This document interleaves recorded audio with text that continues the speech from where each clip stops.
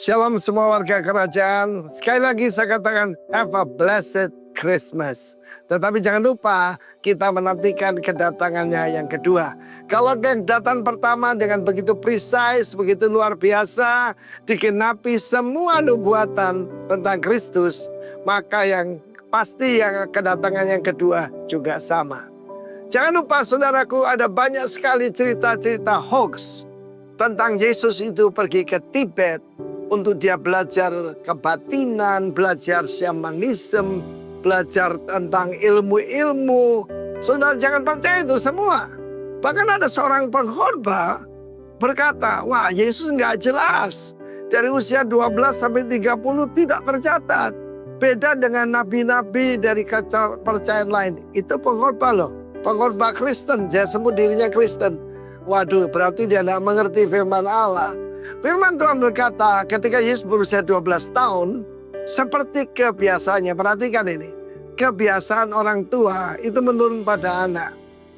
Dan Yesus selalu berkata, disebutkan kebiasaannya dia selalu yaitu beribadah dan menyampaikan firman Tuhan. Perhatikan ketika Yesus bersoal jawab dengan siapa? Yaitu dengan the doctors of the law. Dengan bukan cuma orang-orang biasa, ahli-ahli Taurat yang ada di bait Allah. Bukan yang ada di kampung, yang ada di bait Allah. Tetapi Yesus mengajukan pertanyaan yang membuat mereka semua tercengang. Itu tugas setiap bapak, setiap ibu untuk membawa putra-putramu rindu melayani Tuhan. Salah satu cucu kemenakan saya usia 10 tahun. Dia rangkul saya dan berkata, Grandpa, I want to be a preacher. Bahkan papanya bilang, aneh sekali anak ini. Dia selalu bilang dia mau jadi preacher. Saya kira kita lihat kehidupan Tuhan Yesus. Firman Allah berkata, pada saat itu dia sempat disalahkan. Bahwa dicari mungkin di tempat permainan. Anak usia 12 mau ngapain? Mungkin main game atau apa. Tetapi dia ada di bait Allah. Di luar pengertian orang tuanya. Yusuf dan Maria sudah tahu, is the son of God. Tetapi tentu saja saudaraku, firman Allah mengatakan dia kembali ke Nazaret. Dia tinggal di Yerusalem. Meskipun Yerusalem dibangun untuk dia kembali ke Nazaret di bawah asuhan. Subjek itu menundukkan diri, hipotaso, kepada Yusuf dan Maria. Dan tentu saja Joseph is a house builder. Dan berapa banyak rumah yang dibangun oleh Yusuf dan Yesus. Karena Yesus meneruskan usaha daripada Yosef sebelum dia masuk dalam pelayanan sepenuh waktu. Dan firman Allah berkata anak itu bertumbuh makin besar, ya, makin bertambah hikmatnya, makin dikasih Allah dan manusia. Tumbuh spiritnya, tumbuh jiwanya, pengetahuannya, dan juga in favor with God and with man. Karena itu sekali lagi have a blessed Christmas. Karena itu saudara seringkali banyak mujizat terjadi bulan-bulan ini. And the spirit of giving is in the air. Karena itu jangan lupa perhatikan orang-orang yang menderita. Tuhan memberkati kalau mau menyenangkan hati Tuhan. Kalau engkau menolong orang yang miskin, orang yang susah, engkau memiutangi Tuhan. Yang akan mengembalikannya dengan secara luar biasa. Karena itu saudaraku, kita belajar dari Kristus. Begitu rendah hati. Orang tua kita belum sempurna. Tapi Yesus menundukkan diri. Bukankah itu luar biasa? Bukankah itu power in control? God bless you all. Haleluya. Amin. Akan duduk kembali, puji nama Tuhan. Ya, selamat berjumpa kembali. Sudah cukup lama saya tidak ke sini. Tapi saya mengucap syukur kalau pagi hari ini bisa hadir di penghujung tahun ya. Sudah tinggal minggu depan lagi sudah ganti tahun. Haleluya. Maaf saya tidak bisa bawa anak saya, tidak bisa bawa istri saya karena mereka juga ada pelayanan yang di Pandaan. Nah mereka nggak bisa tinggalkan. Jadi saya berangkat ke sini sendirian, biasanya sama minimal sama anak saya. Ya kebetulan anak saya sekarang juga lagi tugas. Iya nggak ada yang bisa gantikan, mau nggak mau anak saya sebenarnya udah digantikan. Mendadak hari Jumat kemarin banyak jemaat kami yang sakit, ya sampai 3 orang masuk rumah sakit. Ini 2 orang kemarin sudah telepon, ini sepertinya tidak bisa ibadah, nggak bisa pelayanan, anak saya gantikan lagi saudara. Ya puji Tuhan, tidak mengurangi sukacita, pagi hari ini kita akan terima yang terbaik. Setuju katakan amin? Setuju katakan amin? Karena isi hati Tuhan yang terbaik. Oke, kita akan tetap, saya berbicara tentang bagaimana memajukan budaya kerajaan. Dan ayat tema kita bagaimana dituliskan satu contoh teladan, yaitu jemaat Tesalonika. Dan pagi hari ini kita akan belajar, kita akan kupas bagaimana gaya hidup atau apa saja yang jemaat Tesalonika lakukan sampai boleh saya katakan mereka ini luar biasa. Saya pakai terjemahan sederhana Indonesia, itu gaya bahasanya lebih sederhana dan menjelaskannya saya mungkin lebih mudah. Poin-poinnya nanti saya akan kupas dari ayat 1 sampai ayat yang ke-10 di 1 Tesalonika pasal 1. Memang ayat tema kita di ayat yang ke-7 dan 8. Nah, kita buka dulu ayat 7 dan 8. Ayat pembuka kita. Kita akan baca bersama-sama 2, 3. Dengan demikian kalian menjadi teladan bagi semua orang percaya di provinsi Makedonia dan Akaya. Ini 2 provinsi Bu, saudara. Ini kayak Jawa Timur dengan Jawa Barat. Ya, bukan hanya 2 provinsi. Ini katakan ayat ke-8. Karena melalui kalian berita keselamatan dari Tuhan sudah tersebar. Bukan saja di kedua provinsi tadi, tetapi juga di semua tempat yang kami kunjungi. Keyakinan kalian kepada Allah sudah terdengar di mana-mana, sehingga kami tidak perlu lagi menceritakannya. Wah, ini jemaat luar biasa saudara. Ini tercatat Tesalonika, jemaat di Tesalonika ini, maaf, kalau saudara baca latar belakang jemaat Tesalonika juga nanti ada bagaimana jemaat Tesalonika ini kehidupan mereka itu bukan fine-fine saja, enak, serba mulus, tidak saudara. Enggak, mereka menghadapi yang namanya tekanan-tekanan, bahkan mereka ada yang ditangkap hanya karena apa? Memberitakan firman Tuhan. Ini luar biasa. Oleh sebab itu dari proses yang ada, kita belajar bagaimana jemaat Tesalonika ini benar-benar qualified. Nah, kita akan pelajari dan kita akan kupas dalam-dalam dari semua ayat, dari ayat yang pertama sampai ayat ke-10. Ada banyak hal yang akan kita pelajari. Yang pertama yaitu tentang bagaimana alasan, apa alasan mereka harus memajukan budaya kerajaan. Alasan kita mengapa kita harus memajukan budaya kerajaan, kita belajar daripada jemaat Tesalonika. Yang pertama di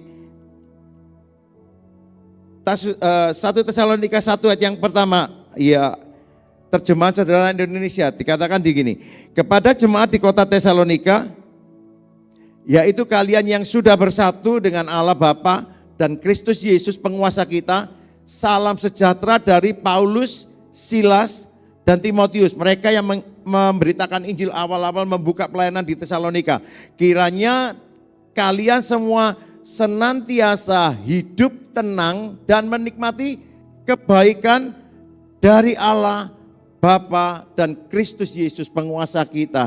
Alasan pertama kenapa kita harus memajukan budaya kerajaan? Karena dikatakan di sini karena damai sejahtera dan kebaikan Bapa selalu menyertai kita. Saya percaya kalau kita mau hitung-hitung berapa banyak kebaikan Tuhan dalam kehidupan setiap kita. Ada yang enggak pernah menikmati kebaikan Tuhan, angkat tangannya. Enggak pernah. Angkat tangan. Oh, berarti semua pernah mengalami kebaikan Tuhan. Nah, sekarang mau tanya, berapa banyak kebaikan Tuhan? Halo? Sesekali aja. Kalau kita mau sadari saudara, kebaikan Tuhan itu luar biasa. Saudara masih bisa datang di tempat ini. Kalau bukan karena kebaikan Tuhan. Jemaat saya ada banyak yang masuk rumah sakit saudara.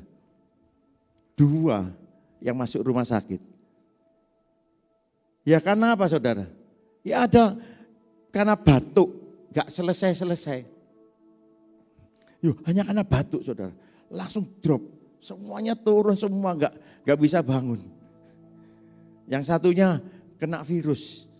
Ya nggak tahu ini virus apa. Maaf, muntah, diare, sampai habis tenaganya. Saya ditelepon itu sudah enggak kuat, anak-anaknya telepon saya. Gimana ini? Ya yuk anterin ke dokter, saya bawa ke rumah sakit, ke UGD. Ya untung anak-anaknya 2 laki-laki gede-gede juga saudara. Jadi ngangkat maminya saudara. Wah, nah kebetulan papinya di Surabaya. Jadi mau enggak mau ya gembalanya yang nganterin saudara. Ya saya daftarkan di UGD, masuk periksa ya karena virus. Dan hari-hari ini memang ada hal-hal yang mungkin saya katakan mau tidak mau, kita mau kalau mau menghitung-hitung kebaikan Tuhan, tidak terhitung. Dan saya mengucap syukur pagi hari ini saya bisa datang ini cuma karena kebaikan Tuhan. Ya, saudara juga datang di tempat ini juga karena kebaikan. Alasan yang kedua, ya, mengapa kita harus memajukan? Ya memang mau tidak mau budaya kerajaan ini harus kita majukan seperti jemaat di Tesalonika. Mereka menyadari bahwa hidup mereka itu semua karena kebaikan Tuhan. Yang kedua alasan mereka apa saudara? Di 1 Tesalonika 1 ayat yang keempat. Dikatakan, saudara-saudari yang dikasihi Allah, kami tahu bahwa Dia sudah memilih kalian masing-masing untuk menjadi miliknya sendiri. Wow. Jadi tidak ada alasan buat kita tidak memajukan budaya kerajaan. Karena kita ini sudah dipilih jadi miliknya Allah. Kita ini putra putri kerajaan Allah. Setuju katakan amin. Kita ini representasi daripada kerajaan Kristus, duta-duta besar. Oleh sebab itu ini hak privilege kita loh. Tidak semua orang. Ya toh, banyak yang dipanggil tapi sedikit yang dipilih. Itu firman Tuhan. Kalau saudara dipilih pagi hari, seberapa banyak saudara percaya bahwa saudara dipilih? Angkat tangan saudara, katakan sebelahnya, kamu dipilih Tuhan. Iya. Jadi duta kerajaan Kristus. Yang ketiga alasannya kenapa? Di 1 Tesalonika ayat yang ketiga. Di 1 Tesalonika pertama ayat yang ke-10 dikatakan, mereka juga menceritakan bagaimana kalian menantikan kedatangan anak Allah dari surga, yaitu Yesus yang sudah dibangkitkan Allah dari kematian. Yesus itulah yang menyelamatkan kita dari murka Allah, yang akan segera dinyatakan pada waktu Allah menghukum orang-orang berdosa di dunia ini. Jadi alasan yang ketiga karena kita telah diselamatkan. Jadi tidak ada alasan buat kita, saudara, kita tidak memajukan budaya kerajaan ini.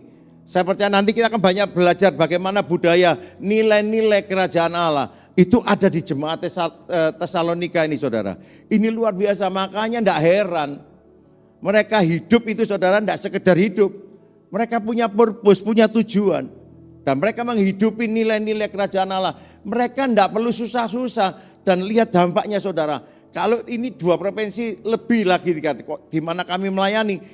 Berarti saudara itu saya bayangkan 2 provinsi Jawa Timur, Jawa Tengah, Jawa Barat, 1 pulau Jawa loh.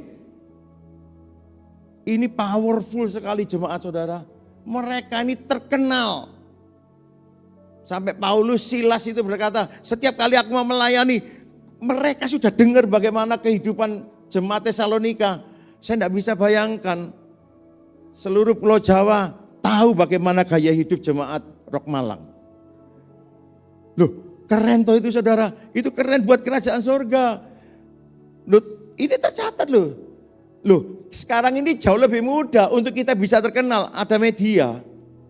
Iya toh. Nah, kalau zaman dulu nggak ada yang namanya YouTube, nggak ada IG, nggak ada Facebook, sampai mereka terdengar itu benar-benar saudara itu powerful luar biasa. Itu dari mulut ke mulut itu saudara. Wah, gaya hidup ini mereka luar biasa saudara. Jadi 3 alasan ini kita harus mau tidak mau, kita sudah terima semuanya ini. Kebaikan Tuhan itu sudah tidak terukur saudara, betul? Iya, kalau kita mau hitung-hitungan sudah tidak terhitung banyaknya. Ya beberapa kali saya diselamatkan Tuhan. Ya benar. Beberapa kali saya sudah hampir berangkat, tapi ya Tuhan ngomong sih masih ada tanggungan ini saudara. Jadi mau enggak mau ya terus lanjutkan pelayanan. Ya yang ketiga, sekarang yang berikutnya saya lupa lagi. Budaya kerajaan apa yang terjadi pada jemaat? Budaya apa saja saudara? Nah ini nilai-nilai yang mereka hidupi. Di 1 Tesalonika pasal 1 ayat yang ketiga. Dikatakan betapa kalian sudah menjalankan keyakinanmu dengan baik, melakukan banyak perbuatan kasih dan senantiasa tabah karena kalian teguh menantikan kedatangan Tuhan kita Kristus Yesus. Yang pertama, mereka itu integritas. Karena apa? Dikatakan yang pertama yang tadi, mereka tetap menjalankan keyakinannya. Di bagian A dikatakan apa? Betapa kalian sudah menjalankan keyakinanmu dengan baik. Jemaat mereka pada saat itu saudara sedang dalam tekanan. Doa ada dari mereka juga ditangkap. Mereka diadili. Hanya karena apa? Firman Tuhan. Wow, ini luar biasa. Saudara pernah ditangkap? Dalam saudara menginjil? Saya pernah diadili. Beberapa kali. Benar. Saya waktu pertama kali yang dulu sih masih di Betani dulu. Di Betani Porong dulu itu. Saya diperhadapkan saudara. Kapolsek, Koramil dan Camat saudara. Muspikah di situ. Saya diadili, harus berhenti. Tidak boleh ibadah. Dalam hati saya, gimana ya? Saya ngomong, saya ini pendeta. Ya tugas saya, ya melayani jemaat. Demikian juga kalau Bapak setiap hari Jumat, saya katakan, ya datang beribadah, sama kami hari Minggu tetap ibadah. Kalau kamu ibadah, saya tangkap. Ya kita cuma berdoa saja saudara. Dan puji Tuhan, sampai hari ini perjalanan tetap ada saudara. Betani Pandaan sekarang ada juga saudara. Nah memang saya saat itu sudah dari Pandaan saya resign, saya masuk di GBI Rock. Nah, GBI Rock ini saya sudah cukup lama. Ya karena memang dulu awalnya kan Betani juga dari GBI.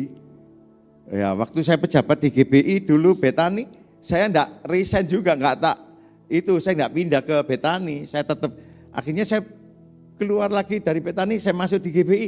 Ya tetap PDP saya tetap dipakai saudara, sampai hari ini.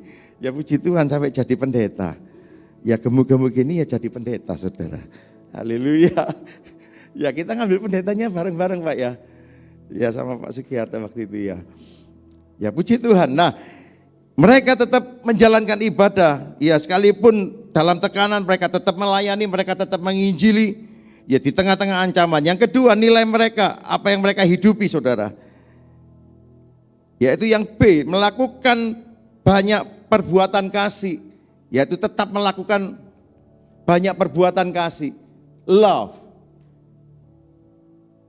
Value love. Mereka melayani gak kendor sekalipun maaf ada banyak tekanan.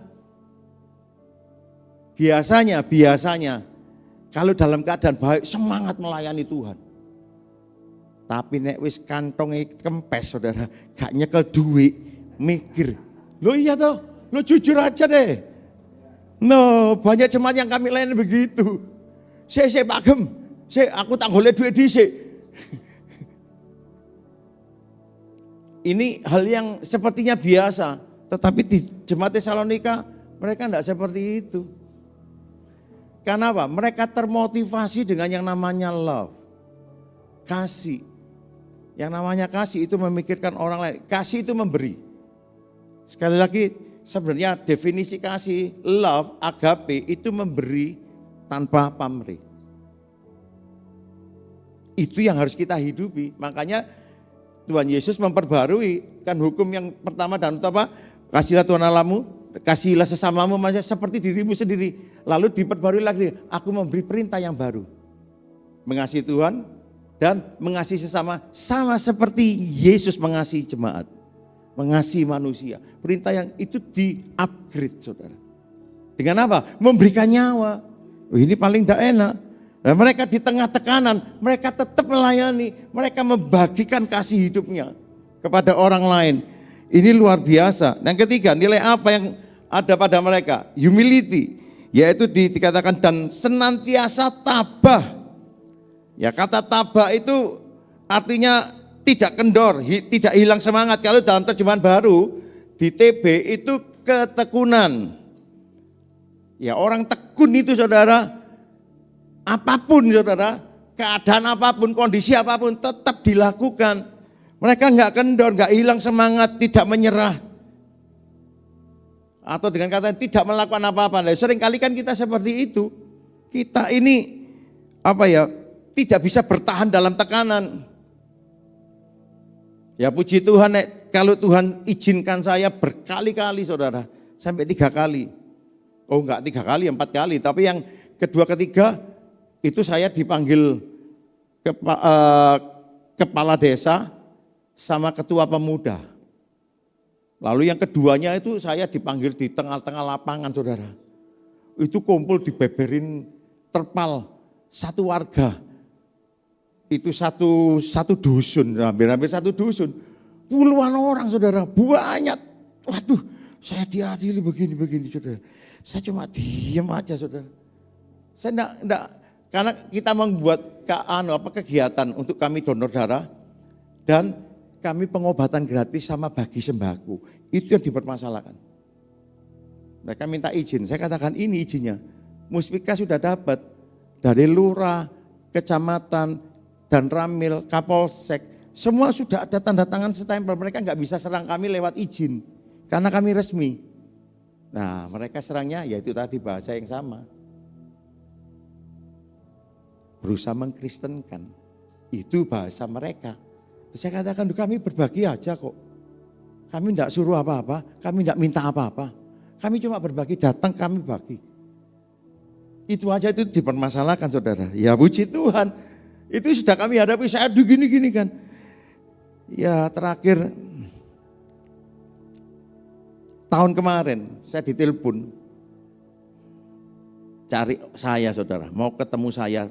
Tanya teleponnya ke penjaga gereja. Minta nomor telepon saya dan dia telepon saya.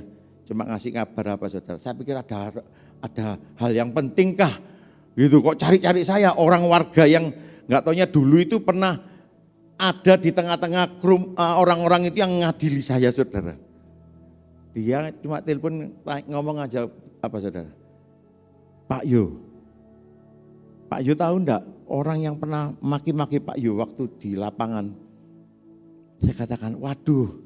Saya tahu, ingat saya pernah dimaki-maki di sana, tapi saya enggak ingat orangnya. Emangnya kenapa? Ya Pak Yo, sudah pindah alam katanya begitu. Innalillahi saudara. Loh, saya enggak pernah mendoakan loh. Bener, saya enggak mati, enggak saudara, enggak. Tuhan tahu itu. Iya. Loh, maaf saudara, ini pekerjaan Tuhan. Saya katakan Tuhan ini saya cuma taat menjalankan saja. Tuhan suruh saya lakukan. Saya melakukan aja kok. Selebihnya ya urusan sing punya proyek saudara. Ya Pak ya saudara. Berangkat sampai saya pikir ngapain orang ini ngapain repot-repot cari telepon ke ruko, ke gereja. Cari nomor, minta nomor telepon saya cuma ngabarin itu aja. Saya mau Tuhan ngapain orang? Tuhan cuma ngomong, aku kepingin buktikan bahwa aku yang akan berdiri di depanmu. Penyertaan Tuhan sempurna. Jemaat Tesalonika tetap tekun melayani Tuhan apapun yang mereka hadapi. Yang keempat, ini lebih lagi saudara.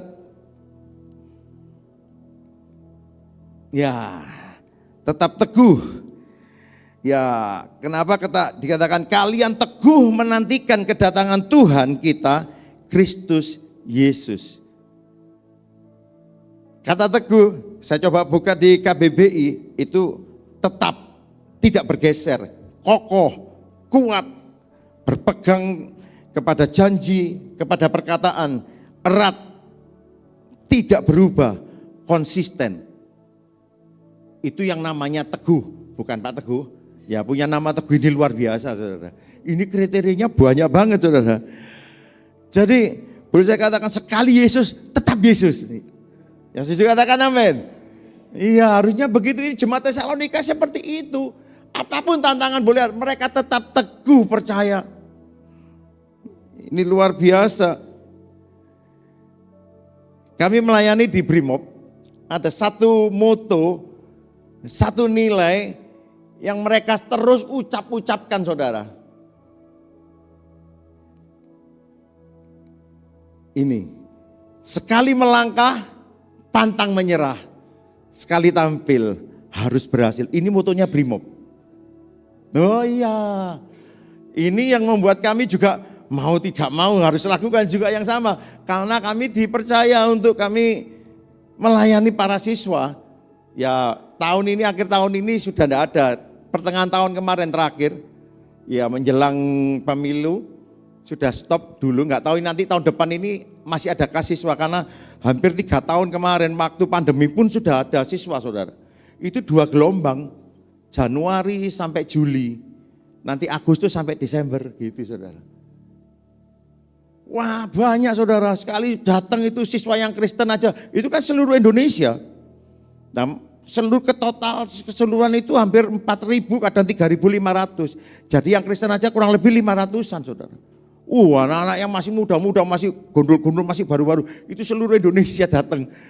Ya kami melayani mereka, kami ajarkan nilai-nilai kerajaan Kristus, supaya mereka jadi Brimob. Dan puji Tuhan, saya dengar banyak kesaksian. Lulusan mereka dari Brimob Watu Kosek saudara, anak-anak Tuhan saudara, masuk Densus 88 dan beberapa mereka tangkap. Banyak saudara. Wah kan saya punya anak, ini barusan pulang pendidikan yang dia dulu dari siswa yang kami layani, lalu dia ditempatkan di Watu Kosek dan dia ikut bergabung dengan kami sampai hari ini. Itu lumayan lama, kurang lebih 13 tahunan dia dengan saya. Ini barusan mau naik jenjang, ikut ujian perwira dan lulus saudara. Iya ini kemarin sudah pulang ke Watu Kosek. Ada satu anak rohani yang luar biasa dari Brimob sendiri. Sekali lagi Brimob ini motonya luar biasa, sekali melangkah pantang menyerah, sekali tampil harus berhasil. Jadi tidak ada yang namanya menyerah. Ya, setuju katakan amin. Mungkin terasa berat hari-hari ini, iya. Ya saudara saja, kami pun mengalami yang sama. Tetapi ingat, sudah terlalu banyak Tuhan sudah kerjakan buat hidup kita. Terlalu sering Tuhan tolong kita. Bukan hanya sekedar tolong, Tuhan buat mujizat. Yang seharusnya kita tidak layak terima, Tuhan layakkan terima. Dan itu yang kami alami saudara. Nah, saya mengucap syukur kalau Tuhan percayakan hari-hari ini ya banyak pelayanan. Sekali lagi memang jumlah kami di Pandan nggak terlalu besar, tapi dipercayakan beberapa kota bagi kami. Watu Kosek, Kota Pasuruan, Candi Sidoarjo, ini yang kami layani dan semua berjalan luar biasa. Sekalipun banyak masalah tadi saya katakan, banyak cabangnya, banyak masalahnya berbeda-beda. Tapi saya mengucap syukur saudara. Kalau Tuhan izinkan ya kita kerjakan sebaik-baiknya. Oke, sekarang kita belajar bagaimana gaya hidupnya Jemaat Tesalonika. Ya, bagaimana budaya kerajaan itu bisa terbangun. Apa yang Jemaat Tesalonika lakukan. Kenapa kok sampai mereka punya budaya kerajaan Kristus, nilai-nilai kerajaan itu ada pada mereka dan mereka hidupi. Ya, apa yang mereka lakukan? Yang pertama, merespon benar kabar baik. Yaitu di 1 Tesalonika 1 ayat yang kelima. Dikatakan, sebab ketika kami datang membawa kabar baik tentang Kristus, kalian tidak menerima kabar itu sebagai berita biasa. Melainkan sebagai firman Allah yang berkuasa dan Roh Kudus memberikan kepadamu keyakinan penuh bahwa kabar itu benar. Kalian juga tentu masih ingat bagaimana cara hidup kami menjadi kesaksian di antara kalian bahwa kabar itu sungguh benar. Merespon kabar baik, merespon firman Tuhan. Sekali lagi, berubah tidaknya hidup kita sesuai dengan firman Tuhan atau tidak, itu tergantung respon saudara. Di tempat yang sama, di waktu yang sama, mendengarkan firman Tuhan yang sama, dari hamba Tuhan yang sama, keluar dari tempat ini, saudara jadi apa? Itu tidak sama. Saudara beresponnya itu tergantung saudara berespon bagaimana. Ada yang berkata, aku sudah pernah dengar firman Tuhan itu buat apa? Wis tahu, aku sudah dari dulu sudah tahu cerita itu. Tetapi ada yang berespon, itu untuk aku Tuhan, terima kasih Tuhan. Aku mau berubah. Loh berubah saudara. Sekali lagi perubahan itu tidak bisa dipaksa. Bahkan Roh Kudus pun kalau saudara tidak memutuskan untuk saudara mau berubah, tidak bisa merubah saudara. Makanya firman Tuhan di Wahyu 3, aku berdiri di depan pintu, aku mengetok. Barang siapa mendengar dan membukakannya, aku akan masuk. Kalau saudara tidak membuka hati saudara dengan firman Tuhan, respon saudara tidak benar dalam hati saudara. Hanya sudah sekedar cuma aku tahu firman Tuhan. Gak akan terjadi apa-apa dalam hidup saudara. Mau tidak mau saudara harus buka hati dan ngambil keputusan. Respon saudara harus benar. Nah, jemaat Tesalonika ini meresponnya dengan benar. Benar sekali. Di era sekarang, era digital saudara, ada banyak ya yang seliweran yang ada di dunia maya ini saudara. Kalau saudara lihat itu dengan respon yang salah jadi salah. Nah iya, apa yang gak bisa dicari di internet sekarang? Berita tentang apa saja? Film tentang apa saja? Semuanya ada. Kalau saudara mau itu bisa. Nah kalau saudara merespon firman Tuhan dan saudara tidak berjaga-jaga, hati-hati. Ada banyak, sekarang kalau berita-berita di luaran ini, ada seperti virus, wabah. Gak cocok cerai, gak cocok cerai, gak cocok cerai. Loh, tak pikir alasan apa ngomong gak cocok itu? Nek wis menikah. Ya memang gak cocok lah. Pria sama wanita ya gak pernah sama. Iya toh, wis gendernya udah beda. Cara berpikirnya beda. Iya toh, dan wanita memang dirancang multitasking. Kalau pria single tasking, monotasking. Nek mikir sitok tok gak iso mikir liyane. Ngendel satu ya ngendel ini tok gak iso liyane. Tapi nek wanita yo iso ngerumpi ambek telepon ambek masak ambek ngomong anak iso saudara.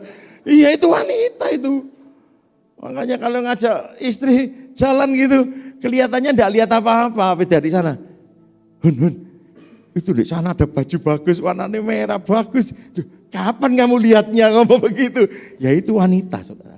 Radar set langsung dia tahu. Ya itu dirancang, makanya wanita itu penolong. Dia lebih ekstra loh sebenarnya. Adalah bukan secara fisikly ya. Karena memang Tuhan ngomong pria wanita sama sih, ya toh.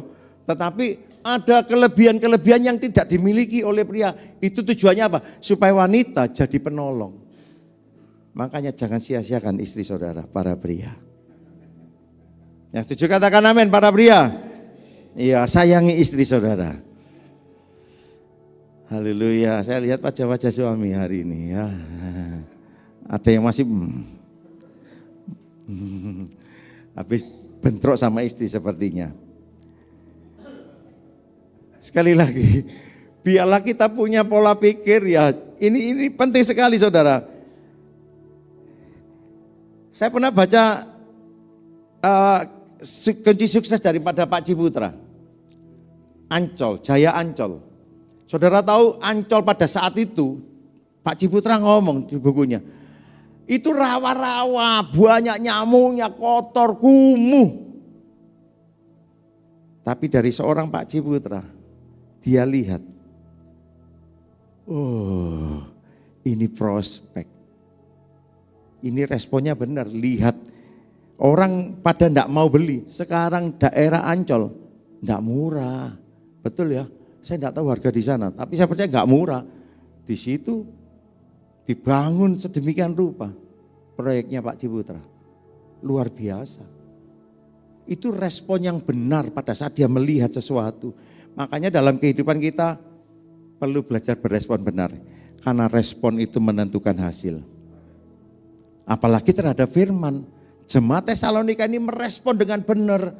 Bagaimana firman itu dibagikan, dia tangkap seberapa, simple firman Tuhan. Kadang dari hamba Tuhan yang menyampaikan, itu bahasanya biasa saja. Mungkin bikin desa. Dengar baik-baik. Saya berkali-kali saya dapatkan berkat saudara. Dari hamba-hamba Tuhan yang dari desa.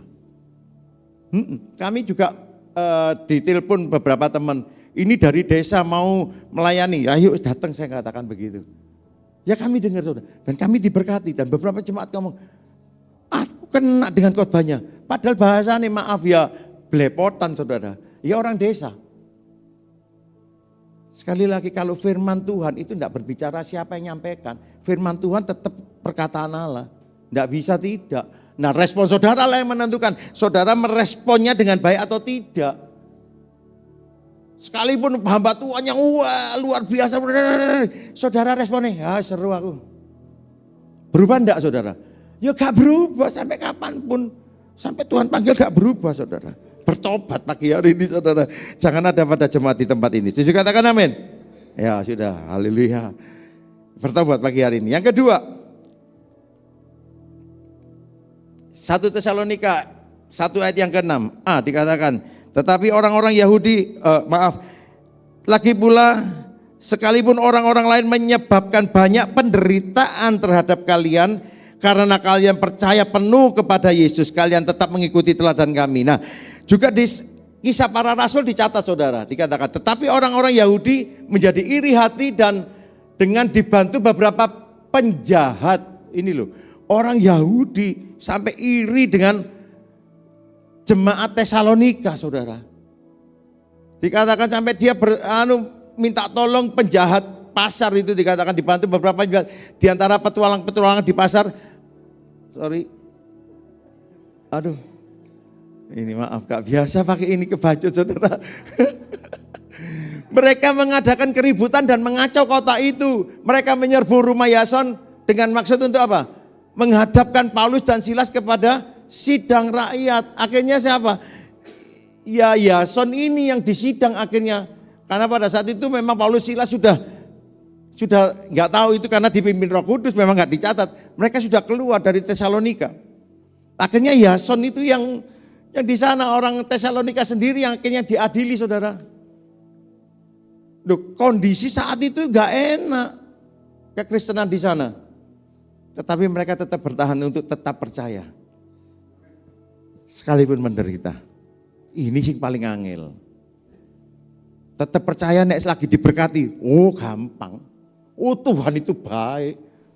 Aku diberkati melimpah-limpah. Coba nek ngomong, Tuhan itu baik.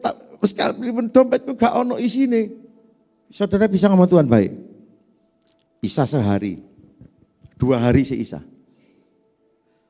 2 minggu. Gak nyekel duit. Ayo. Saya kepingin dengar, saudara, Tuhan itu baik. Embel. Iya, enggak semudah itu saudara.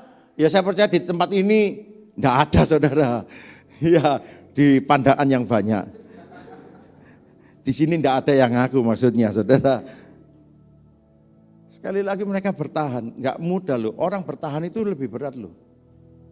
Menahan sesuatu itu kalau sebentar gampang, tapi nek bertahan, saya coba plank untuk ngecilin perut saudara. Saya pikir, wah aku kuat lah, mosok gak kuat, bener, nggak sampai 1 menit, gini saudara. Loh, bertahan itu berat loh saudara, lebih berat itu mempertahankan daripada merebut, betul kan saudara? Merebutnya sekali banget, tapi untuk mempertahankan perjuangan. Nah jemaat Tesalonika mereka tetap bertahan. Kata sabar dalam firman Tuhan buaro itu artinya long suffering. Itu pelajaran dasarnya kita. Sabar, sekalipun nama saudara bukan sabar. Nah mereka saudara, mereka tidak lawan loh. Mereka nggak coba melarikan diri, jemaat Tesalonika. Mereka menghadapi semua itu. Mereka bertahan. Saya percaya, kenapa mereka tetap kuat bertahan? Saya percaya karena Roh Kudus.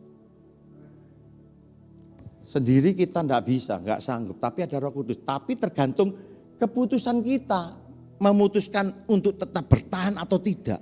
Bertahan atau keluar, cuman itu aja. Kalau saudara memutuskan aku tetap bertahan, percaya, mengandalkan Tuhan, Roh Kudus pasti tolong, karena Roh penolong itu Roh Kudus. Memang Allah sediakan untuk menolong setiap kita, tapi tergantung keputusan kita. Lalu, apa yang ada pada jemaat yang ketiga? 1 Tesalonika yang B sekarang dikatakan, kalian tetap mengikuti teladan kami dan teladan Tuhan Yesus sendiri. Kalian terus menerima ajaran kami dengan sukacita dari Roh Kudus. Dikatakan, mereka taat meneladani kehidupan Yesus dan menerima firman dengan sukacita. Hari-hari ini jemaat Tuhan seringkali disodorkan pilih-pilih firman, pilih-pilih hamba Tuhan. Maaf, ya saya tidak menghakimi banyak gereja-gereja yang lain, tidak. Tetapi ada banyak gereja juga yang menggunakan, maaf dalam tanda kutip, saya dengar sendiri dari teman saya, ya orang situ. Nah, setiap kali ibadah mereka kumpul, bagaimana responnya orang-orang dengan hamba Tuhan yang satu ini? Begitu saudara. Ada yang ngomong, gak enak pendeta itu, banyak yang ngomong begitu, gak diundang lagi saudara. Ngomongnya terlalu pedes, terlalu saklek katanya begitu. Gak diundang lagi. Tapi ini ngomong soal berkat, wah ini cocok ini. Cocok buat jemaat kita ini saudara. Ya berkat memang terimbas juga dikatakan kalau pendeta nih menyenangkan mereka, persembahan ini jadi banyak katanya begitu. Loh ini jujur saya katakan ini dari mereka loh yang ngomong. Ini teman saya sendiri, sahabat saya sendiri. Saya katakan aduh nek gereja seperti ini ceritanya. Maaf, nggak ngajarin jemaat berespon benar, nggak meneladani apa yang Yesus sampaikan, bukan karena firman Tuhannya, tetapi karena apa? Ya ada pendeta yang kan lucu, saya enggak bisa ngelucu sih saudara, tapi saudara lihat wajah saya sudah lucu.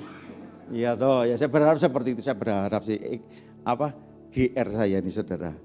Tapi dikatakan menerima dengan sukacita apapun firman Tuhan, sekalipun firman itu keras.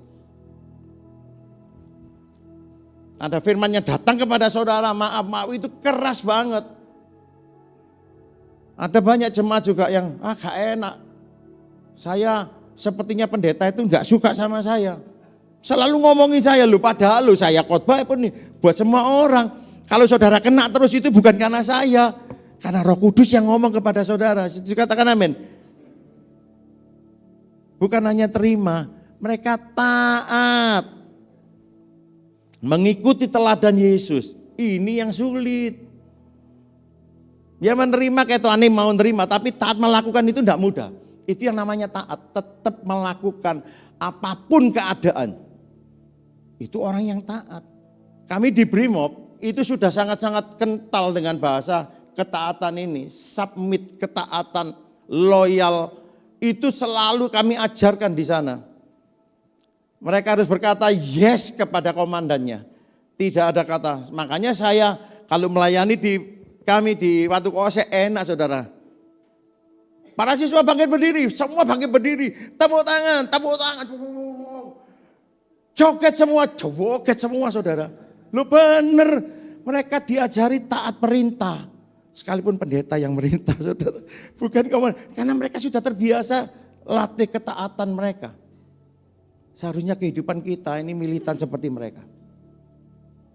Ini gak enak Tuhan, firman Tuhan ini firman Tuhan. Sing enak kayak aku, sing gak enak kayak kancane ae Tuhan. Itu seringkali kita seperti itu pele-pele. Oh ini firman buat saya. Rasa nokon. Ini kena arek iki. Loh, saya karepe dhewe ae ini. Ya seringkali kita seperti itu. Firman Tuhan, wah ini cocok saking wonge gak teko iki rek. Wonge teko kena ini firman. Ada yang ngomong begitu. Loh kebacut ini orang ini saudara. Menjadi pelaku firman. Itu jadi gaya hidup kita. Karena dengan kita melakukan firman, otomatis kita membangun kehidupan rohani kita kuat. Karena firman Tuhan katakan ada dua macam dasar. Dicatat dalam firman Tuhan, bangunan yang kuat dan bangunan yang mudah roboh. Bangunan yang mudah roboh dan bangunan yang kuat sama-sama mendengar firman. Sekali lagi, saudara suka mendengar firman itu baik, tapi tidak cukup.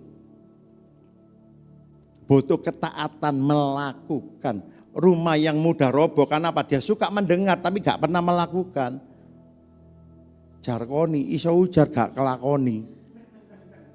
Nah itu rumah yang gampang roboh kena hujan, angin, banjir, roboh, hebatlah kerusakannya. Tetapi orang yang suka melakukan firman Tuhan dikatakan apa? Dia tetap berdiri karena apa? Dibangun di atas batu karang.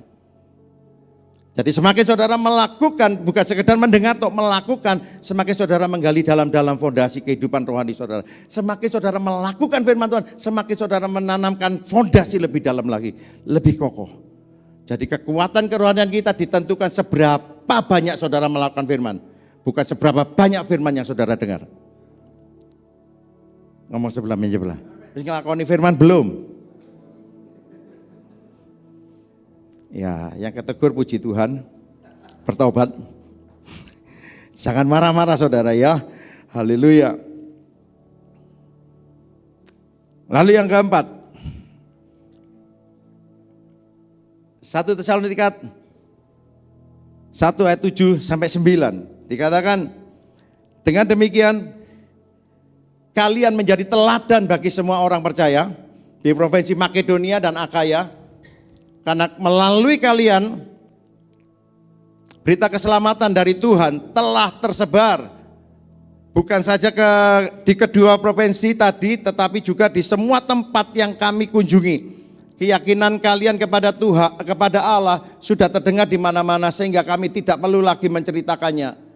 Justru mereka lah yang lebih dulu menceritakan kepada kami betapa baiknya kalian menerima kami ketika kami bersama-sama kalian, dan bahwa kalian berhenti menyembah berhala lalu berbalik melayani satu-satunya Allah, yaitu Allah yang hidup, yang benar, memberikan keteladanan melalui gaya hidup.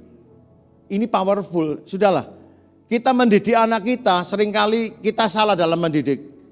Kenapa? Kita ini orang tua seringkali marahi tok anak, betul? Tapi kita orang tua nggak ngasih teladan. Mendidik anak sebenarnya harusnya bukan hanya mendidik anak, mendidik istri, mendidik suami sama, teladan. Itu cara mendidik yang powerful. Itu sangat berdampak. Yang itu yang bisa mengubahkan keteladanan. Dikatakan mereka bukan hanya meneladani Kristus tadi yang ketiga, tapi mereka jadi teladan, menjadi pelaku firman. Banyak orang pinter firman Tuhan tapi nggak bisa jadi teladan. Jago khotbah, jago, ini iso nunjuk, gati ditunjuk, didelok tok seru, jago, tapi hidupnya nggak bisa jadi teladan. Maaf bocai, bocai, percuma dan tak berguna. Kenapa? Nggak ngefek. Tidak ada efek yang ditimbulkan. Tidak ada perubahan orang yang mendengar. Karena apa? Wah ya dewe gak ngelakoni kok. Ini jemaat Tesalonika ini luar biasa, makanya layak. Sampai tersiar kabar bagaimana kehidupan jemaat Tesalonika. Bukan hanya di 2 provinsi, lebih dari 1 pulau Jawa. Saya bayang 1 pulau Jawa itu sudah dengar bagaimana gaya hidupnya jemaat Tesalonika. Wow, keren. Karena mereka tahu kalau dulunya apa? Mereka ini penyembah berhala, taunya dulunya. Tetapi setelah mereka mendengar Injil Kristus yang disampaikan Paulus Silas di sana, mereka memutuskan, saudara. Mereka meneladani Kristus dan mereka jadi teladan. Luar biasa. Jadilah teladan secara konsisten. Suami istri, nggak usah cepet-cepetan sumbu pendek dengan pasangannya. Iya, kami layani hari-hari ini banyak saudara. Bukan hanya dari gereja kami, jemaat kami. Beberapa dari jemaat yang lain yang kami layani. Seringkali apa? Kok dewe gak ngelakoni kok nunjuk-nunjuk. Mau dewe gitu loh, dewe. Seringkali masalah timbul karena lihat orang lain. Gak puas karena orang lain. Kalau yang begitu suami istri saling gak puas dengan pasangannya, maaf gak bisa diselesaikan yang seperti ini. Saya ngomong wis mulya wae wis. Kon gak butuh aku. Wis tukarano terus, saya bilang gitu. Nek kamu mau dipulihkan, nurut omongan saya.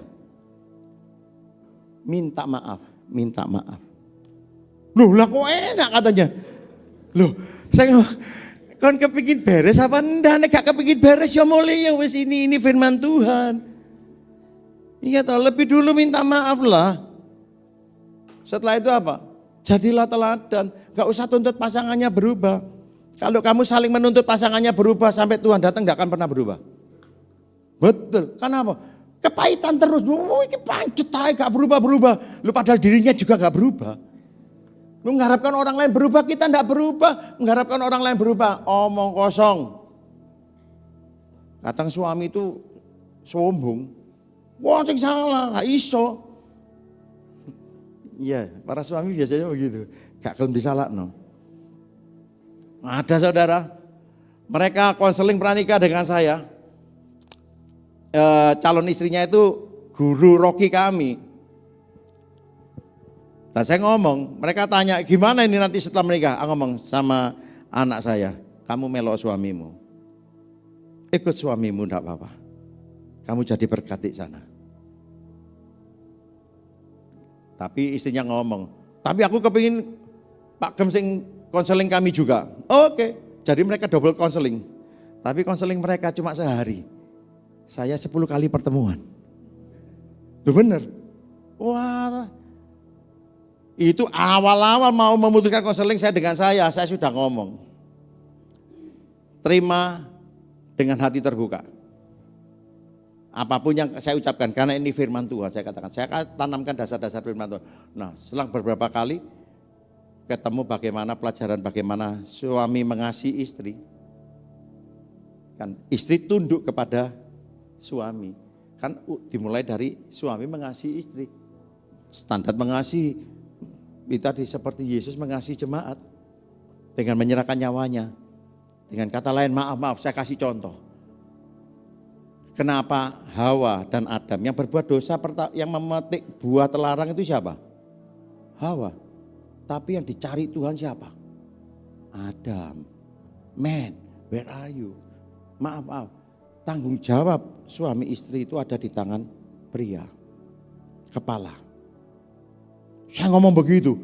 Jadi nek misalnya istrimu maaf melakukan kesalahan, itu tanggung jawabmu. Loh lah kok enak katanya begitu saudara.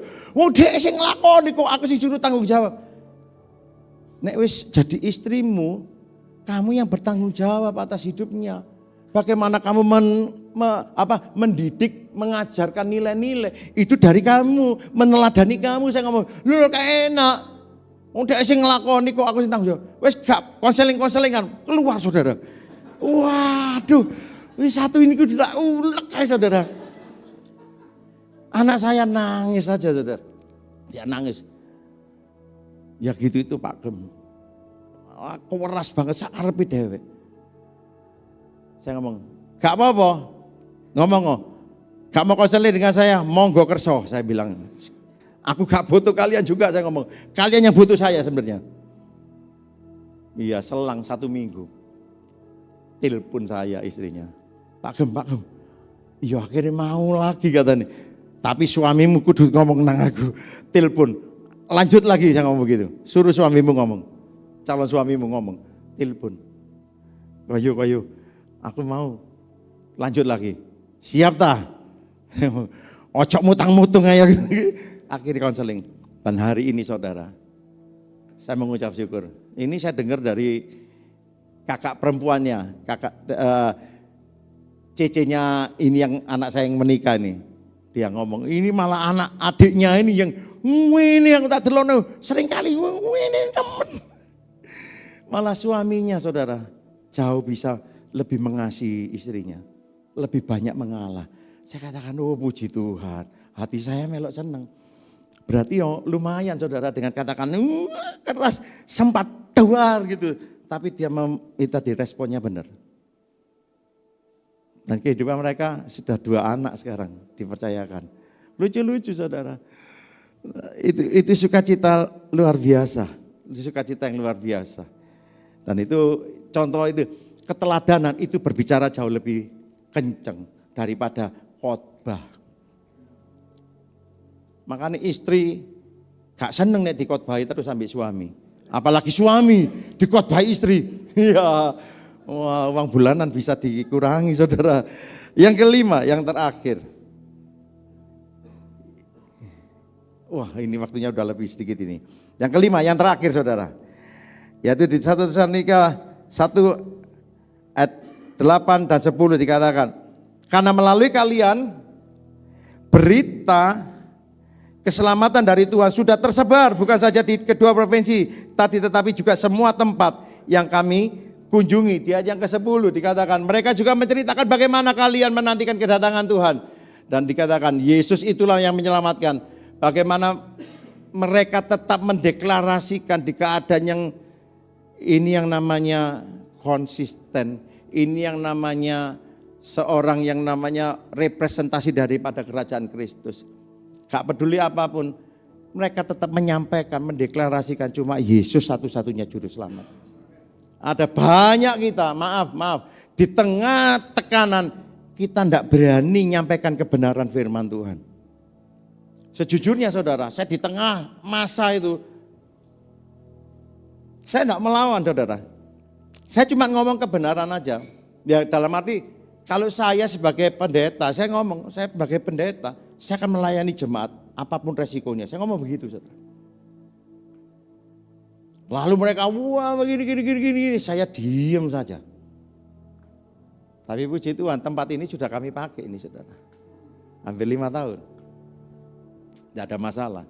Sampai lurahnya datang. Ya itu, saya terganjal dengan tanda tangan lurah saja. Kami sudah dapat 89 tanda tangan warga. 89 loh. Tanda tangan foto KTP. Tapi lurah tidak mau tanda tangan. Saya tidak bisa maju lagi ke camat, ke FKUB kabupaten. Kami dari Kemenak sudah dapat. Ya, provinsi sudah dapat. Tapi dari kabupaten ini tidak dapat. Saya sedang berdoa, ini barusan penggantian kepala desa. Seorang ibu saudara. Ya kami pendekatan lagi. Ya mau tidak mau. Akhirnya apa? Ya maaf, jadi langganan. Dalam hati, ya wis gak apa-apa, saya wis kita sediakan, pokoknya minta kasih sudah. Minta kasih, ya sakwatnya kita, tetap kita kasih. Tapi tunggu sebentar lagi saya ngomong. Tahun depan sekarang saya yang minta tanda tangan. Iya toh, ya saya tunggu waktunya Tuhan, saya ngomong kapan Tuhan, saya minta. Tuhan belum kasih tanda, ya saya enggak maju dulu. Tapi terus saya beri, enggak apa-apa. Tapi tetap saya ngomong, kami tetap menjalankan ibadah.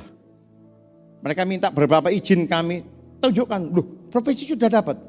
Iya ini saya ngomong. Saya butuh sebenarnya, sudah saya sounding, saya butuh yang kabupaten. Lalu dia sibuk ngomong, waduh gak bisa terus no. Dia ngendel ini, waduh sayang. Sebenarnya waktu itu bisa terbuka, saya ngomong, Bu saya butuh tanda tangan juga. Belum sempat, berarti bukan waktunya. Ya udah saya tahan dulu. Sekali lagi, butuh kita mendeklarasikan. Dan puji Tuhan pada saat mereka waktu puasa tahun ini, awal-awal itu tahun itu, datang kan itu di depan ruko-ruko, dibuat kafe dangdutan saudara. Karena kami yang di belakang blok paling pojok, yang di depan-depan kan ruko ini nggak laku. Ini pasar modern dekat pasar lagi dia bangun, developernya nggak tahu saya kenapa buat pasar modern dekat pasar tradisionalnya. Deket banget, nggak ada ya nggak sampai 1 kilo. Lu kok bangun pasar modern? Nggak laku rukonya.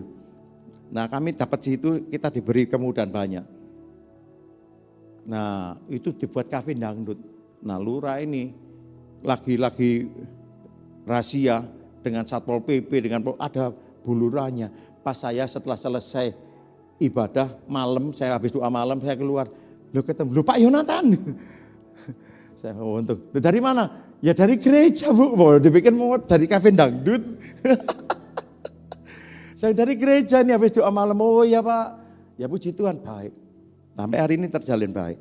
Tapi tetap saya berikan berita kasih. Saya katakan saya akan terus support desa. Saya sudah ngomong gereja akan bekerja sama. Kalau desa membutuhkan kami siap membantu.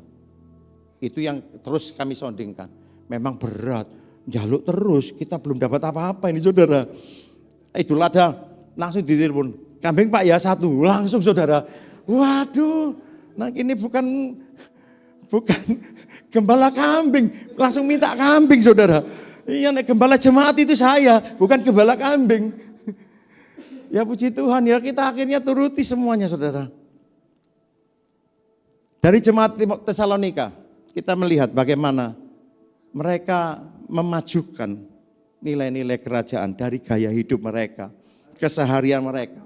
Makanya sangat layak mereka terkenal, dalam tanda kutip, mereka dikenal karena mereka menghidupi gaya hidup kerajaan Kristus.